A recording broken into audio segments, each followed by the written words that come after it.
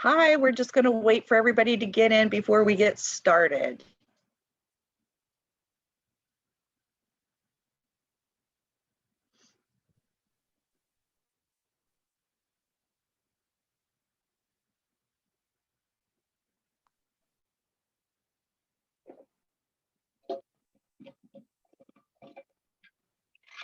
Well, while we're waiting for participants to come in, we're very excited to have Mike Cicak with us from Sheakley today to talk about workers' compensation. And, we'd also like to say thank you to Perry ProTech and Sheakley for sponsoring this program.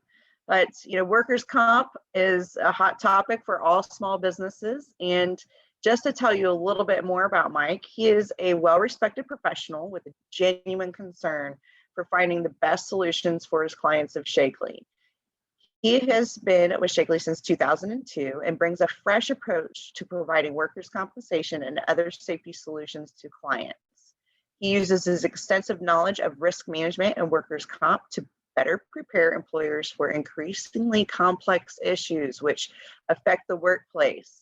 Mike and Sheakley's team are constantly updating their knowledge of legislation and interpretation of regulations to ensure that clients stay on the leading edge of policy decisions which ultimately affect the bottom line.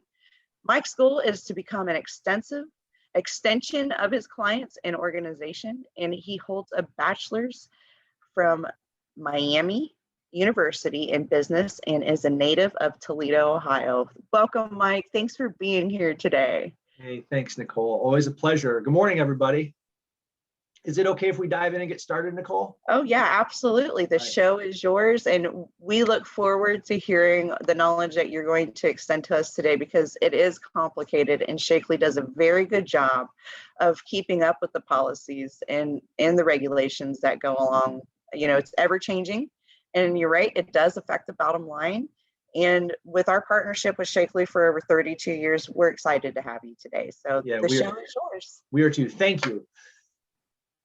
So much we could cover, but today we're going to focus on what you would need to know as a business owner, a risk management person, a safety person, an HR person. A lot of this is derived from what I was trained on 20 years ago when I started at Sheakley. And so with that, let's dive right in. We'll save questions until the end. However, you can type questions into the chat and Nicole actually can pause. Nicole, just pause me if you need to, and we can answer those questions. So we'll talk about the system. It's really important people understand how it all works together.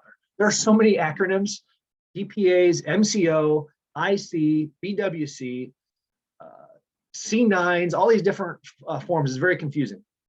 So we'll explain why it makes business sense to have a third-party administrator. You don't have to, but yet you do have to have an MCO. We'll talk about cost savings programs, which is what we have with the Lima Chamber and have had for 30 years. And then indirectly, how do you control claims? It all starts with claims management. Is this going to be a lost time claim, a medical only claim? And then there are some points of difference with Sheakley compared to other third-party administrators. So the system. These are the three important parties you need to know about.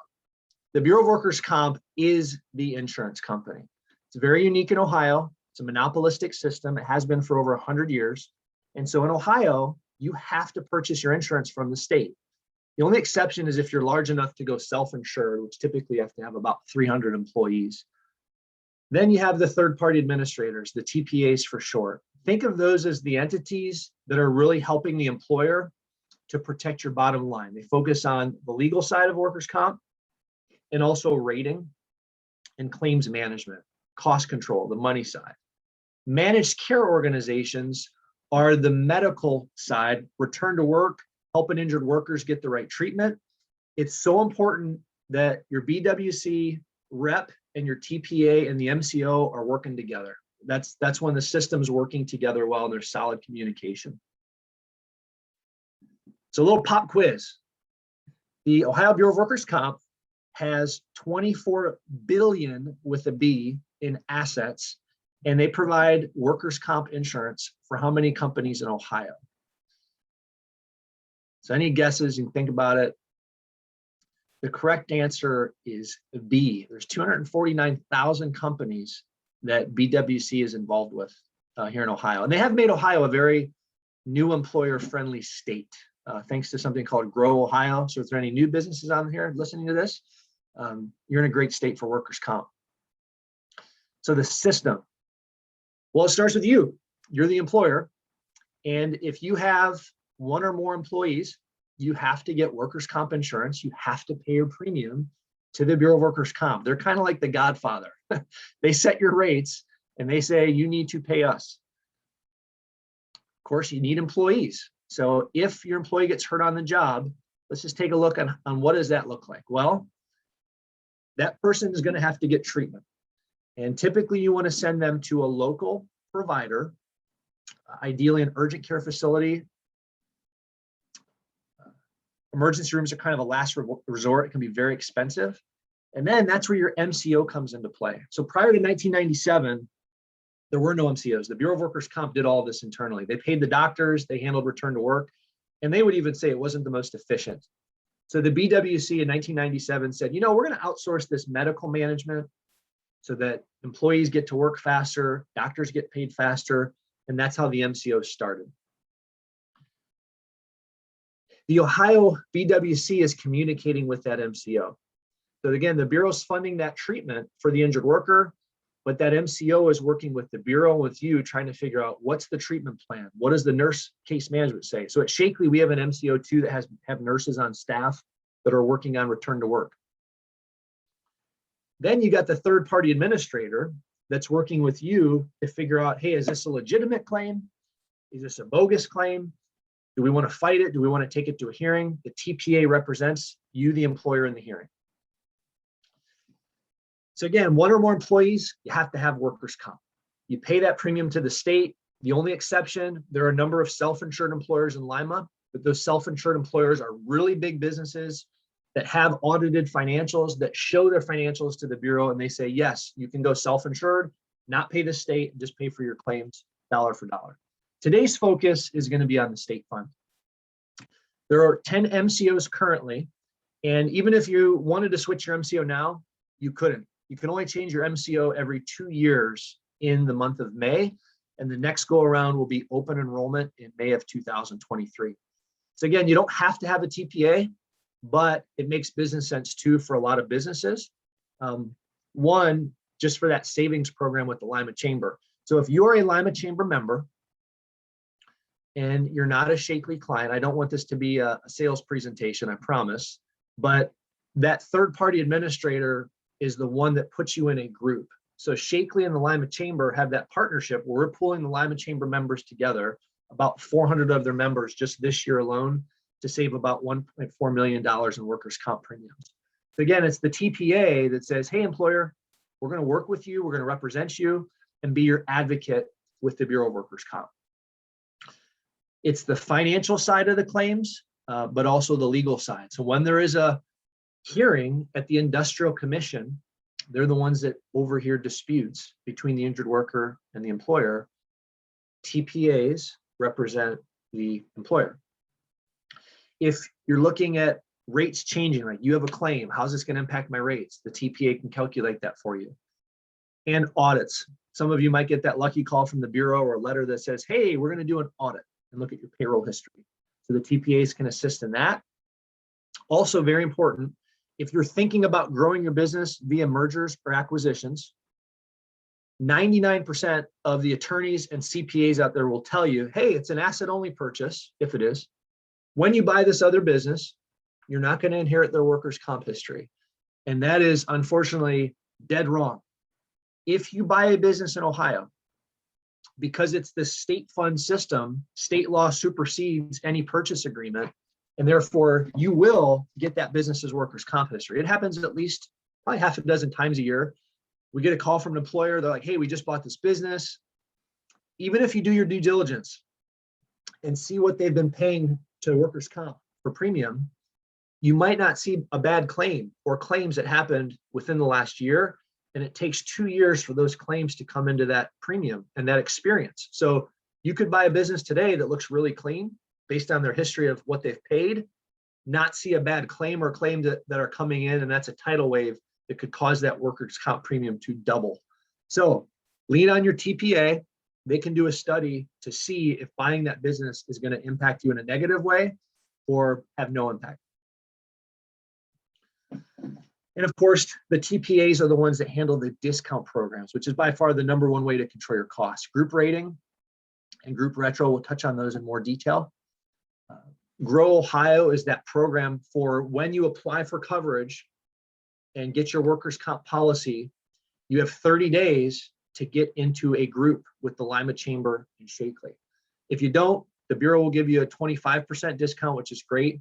But depending on the risk of the business, the payroll, it might make sense to get that 53% discount, which is typically better than the 25, depending on what the payroll is, if it makes sense to pay a TPA. Claims management, we'll go into detail on that. And so again, TPAs are doing similar work, but some do a better job than others. Like at Sheakley, one of our points of difference is safety and DOT compliance. If you have drivers, it's kind of like the Bureau. There's a whole nother world of complexities that come with Department of Transportation compliance and OSHA, and what you have to do and required trainings you have to do through OSHA, even as a manufacturer or job sites for construction. All right, group savings programs. Thank goodness for these. And this is what started 30 years ago with the Lima Chamber partnership, buying power, pooling chamber members together to get these discounts. So when you hear group rating, also known as group experience savings, group experience rating, just think it's the discount up front. You get that 53% discount if you've had no claims. Groups are tiered. Some groups are in the 40s, 30s, 20s, but 53 is the best you can get. It used to be 95%, but unfortunately it's capped at 53 now. That's changed over the last 20 years. Group Retro, great program. We've got a number of Lima Chamber members in that. With that program, you don't get your discount up front. You're in a group with other employers by industry, and you get rebates back based on how the group performs, spread out over 1, 2, and 3 year periods. And every group has a sponsor organization.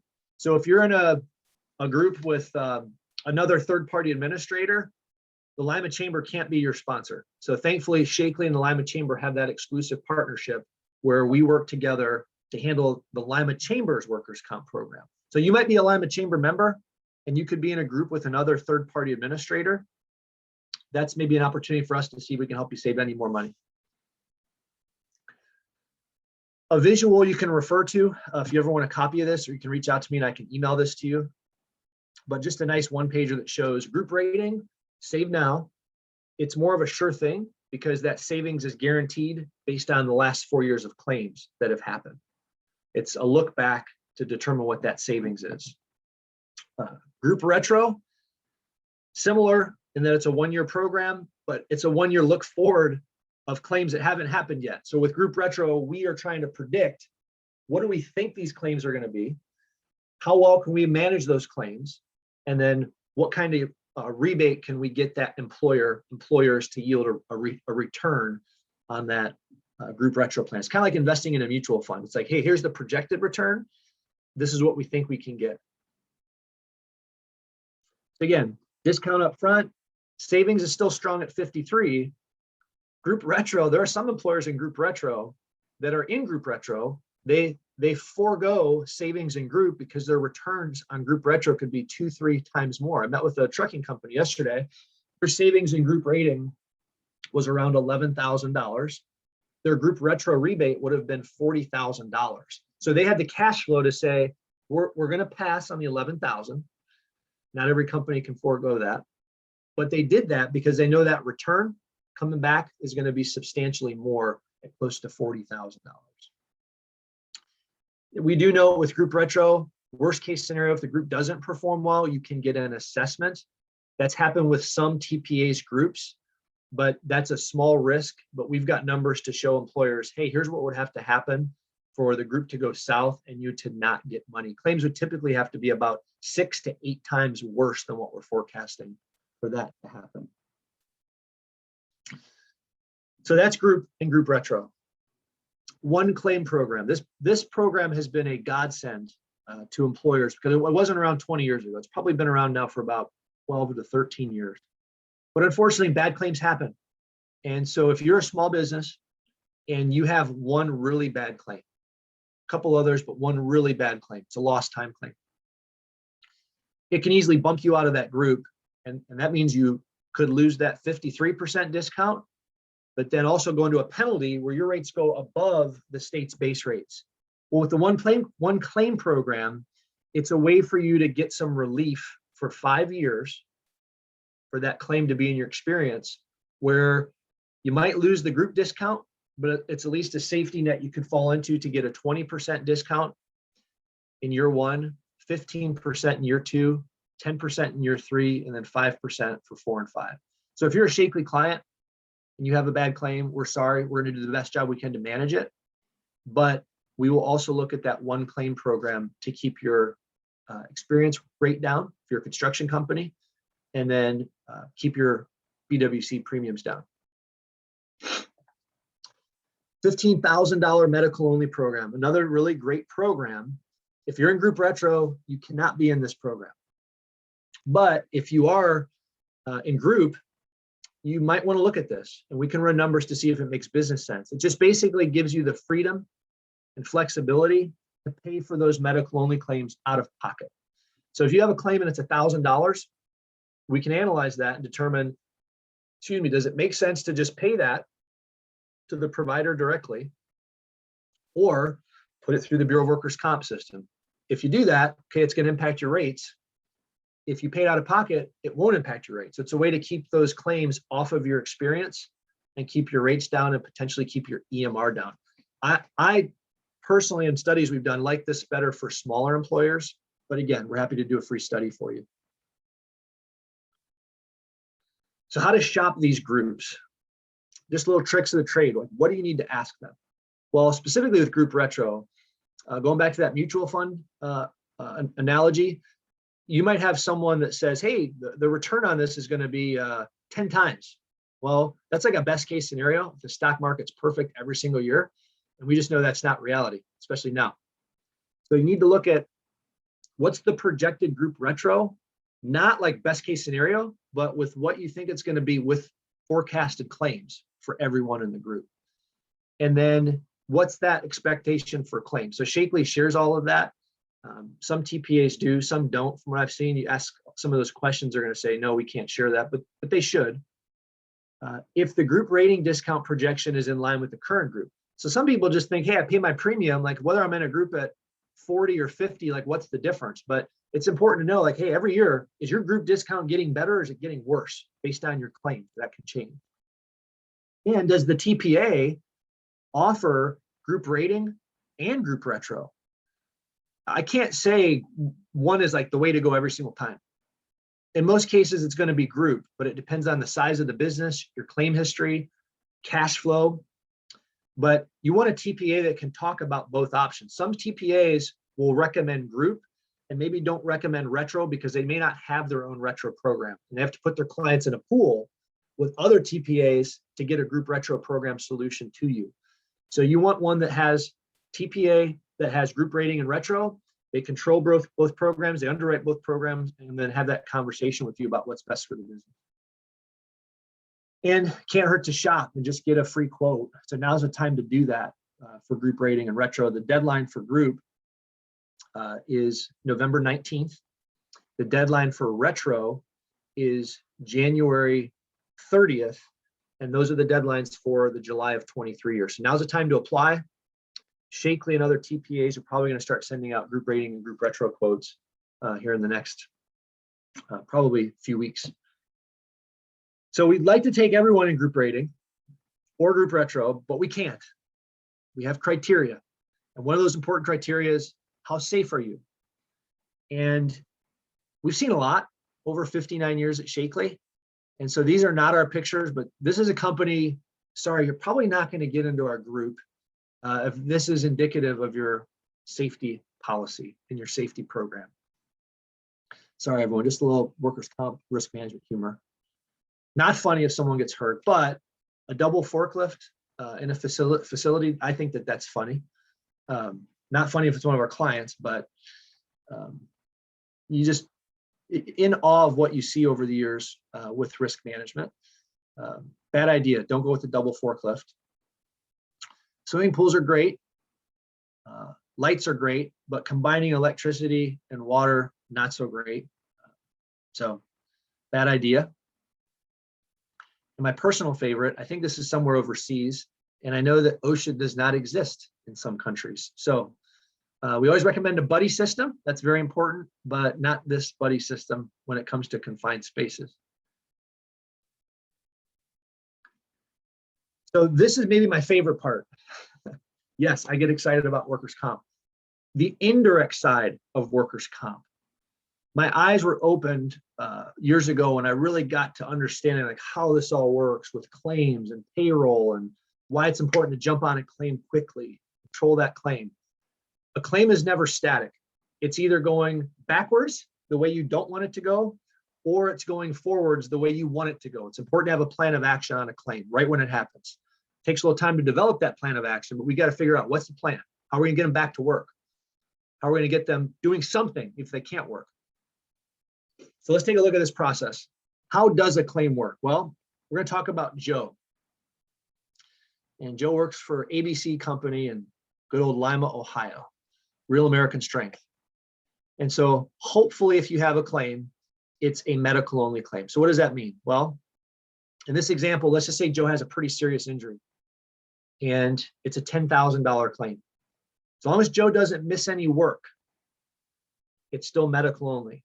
Once Joe misses 8 days, that's the magic number. If he misses 8 days, now he's entitled to compensation, lost wages. That's where you, the employer, have to communicate with your TPA and say, hey, what can we get him doing? Is there light duty available? Can we get him coming in here and filing papers, counting paper clips? Yes, we've done that. Can we get him to a nonprofit, to a Goodwill, or to a Humane Society? Keep them working so that they're not collecting temporary total disability. Because when they do that, it gets expensive.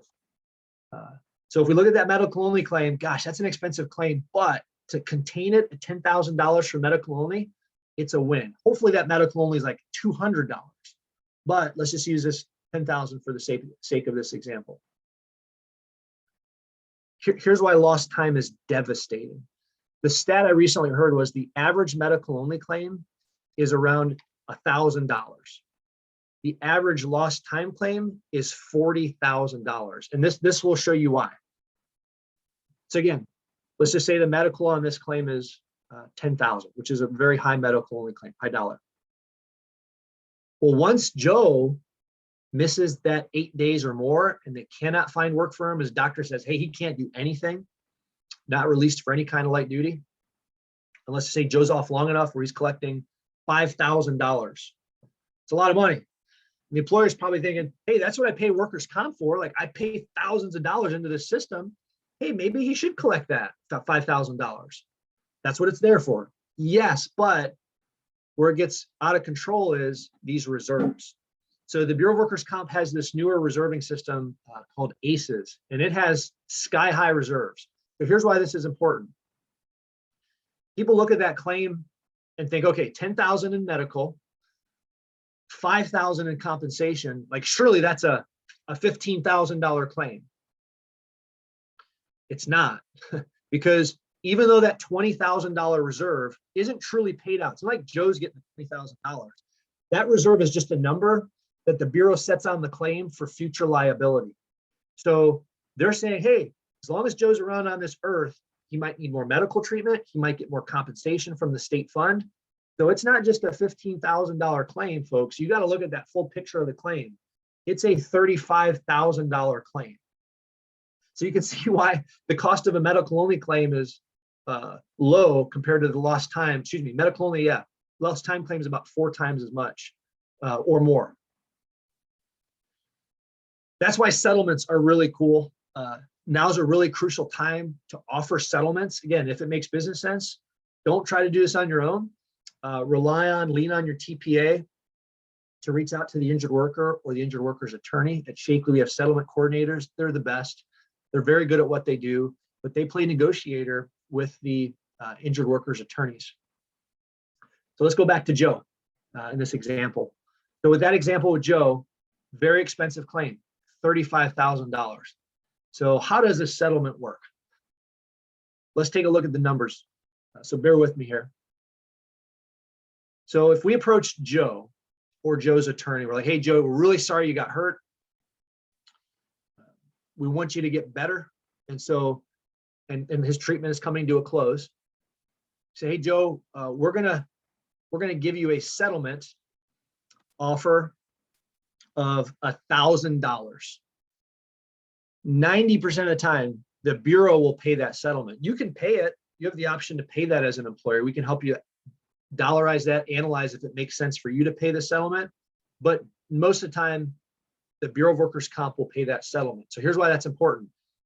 Basically giving Joe $1,000 check, tax-free, for him to close that claim out. So that means he can't get any more medical treatment, can't get any more compensation, but it's a lump sum amount, settlement amount, to make him whole on that claim. So why is that good for you, the employer? Here's why this is really cool.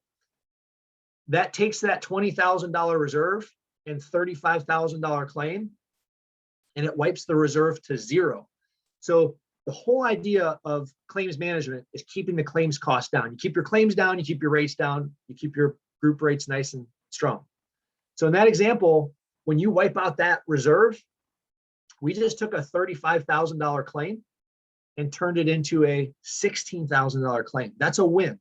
Okay, still an expensive claim, don't get me wrong, but that's the goal, is how can we have a plan of action to get this person back to work, stop compensation if they are collecting, and then try to resolve this to get this closed if it makes sense. Some people will say, never settle a claim if someone still works for you. We say, no, not the case. Got to look at that on a case-by-case basis. Time of year, what it means to your rates, what it means to your group eligibility. So that's why I get excited about settlements. A great way to control costs.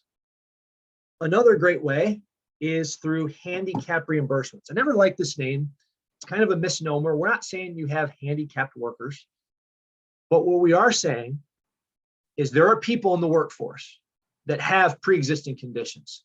It seems like anyone I talk to over a certain age now has arthritis. So whether that's arthritis, diabetes, cardiac disease, the state recognizes there are 26 conditions, pre-existing conditions. And if we can show that that delayed recovery does not hurt the injured worker in any way, but the Bureau will say, okay, this person's recovery was delayed, therefore the costs of this claim are substantially higher. Compensation could have been higher because they're off work longer. The medical could have been higher because they sought more treatment, and the reserve could be higher. So the TPA's role in this, again, the MCO has nothing to do with this. It's the TPA that has to file the application to say, hey, Bureau, we think Joe had some arthritis, and we want to get some relief on the cost of the claim. And then it actually goes to a hearing. So the TPA will represent the employer, present the evidence, and ask for a percentage to be taken off the cost of that claim. So again, most common, arthritis, diabetes, cardiac disease, epilepsy is one of the conditions. But that's the difference between maybe losing that group discount and your rates skyrocketing, or having that group retro plan be impacted. So it's important that the TPA is aggressively pursuing this measure of cost control. And so again, in this example with Joe, let's take a look at why this is so important for handicap reimbursement or pre-existing condition. Same cost. It's a $35,000 claim. I've seen some of our handicaps be as high as 90%. We have had some handicap awards at 100%. Typically, they're around 35 to 40% on average. But let's just keep the numbers simple and say, hey, we found a 50% handicap reimbursement on Joe's claim. What does that mean? The Bureau will go back to the date of injury. So you can go back 6 years. You could have a claim that's been with you for 6 years and find a handicap 6 years later and get relief and get money back based on what that claim did to your rates over the last 6 years. So in this example with Joe, we found a 50% award. That $10,000 amount gets cut in half and it turns to $5,000.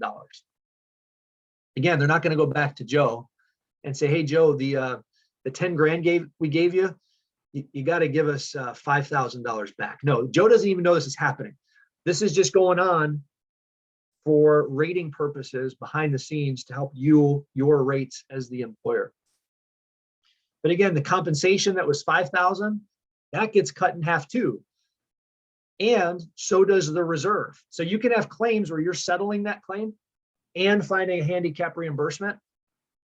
And so in that example, that $35,000 claim literally gets cut in half to $17,500, which can make a huge difference in that employer's annual workers' comp costs. Again, not just for 1 year, but for the years that that workers' comp claim is in your experience.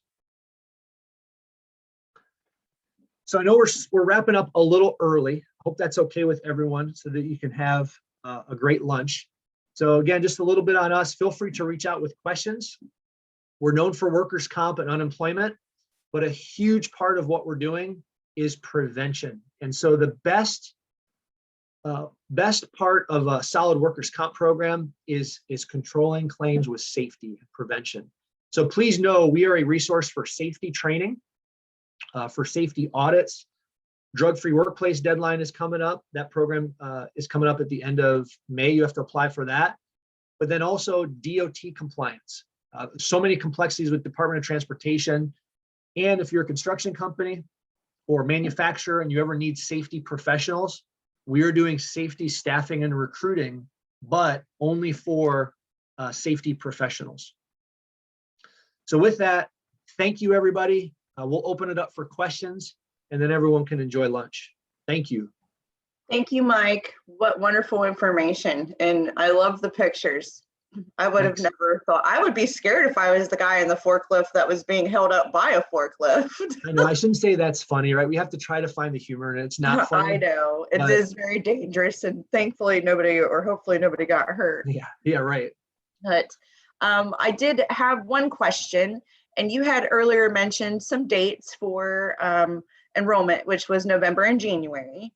Yes. And with the AC3 form, companies can fill this out at any time from now until then. What happens if they miss that deadline? Do they get kind of put on a back burner until the following year? Yeah, it's important to do it sooner than later. So if someone misses that group deadline, November 19th, we'll at least look at you for group retro. If you really miss the group deadline, a group retro deadline, then you got to wait for the whole next rating year. So people, usually reach out to us every week, like, hey, can I get in your group for July 1st? Meaning like July 1st to 22. Unfortunately, we can't, because you always have to get in the previous November. It's unfortunate there's such a long lag, but now's the time to at least apply, even if you're in a group with somebody. Again, it can't hurt to shop it. And so when we send out those free quotes in a month or so, that will be for the July of 23 rating year, since Ohio runs from July through June. Okay, well, thank you for that. And you had also mentioned the safety programs that you do. And as a partner with Sheakley, the Lima Chamber does the drug-free safety training in October. And that is actually Thursday, October 13th. And you can go to limachamber.com to register for that. But I know it's still quite a little ways away, but we will be sending emails out to everybody to remind everyone to do that. And also, this has been recorded, so we will send you a copy of the recording along with Mike's information so that you can reach out to him with any questions. And, Mike, thanks again for being here. You're a wealth of information, and we really appreciate it, because workers' comp can be very difficult to understand. So thanks, Nicole. Yep. Have a wonderful day and weekend, and enjoy your lunch. Bye-bye.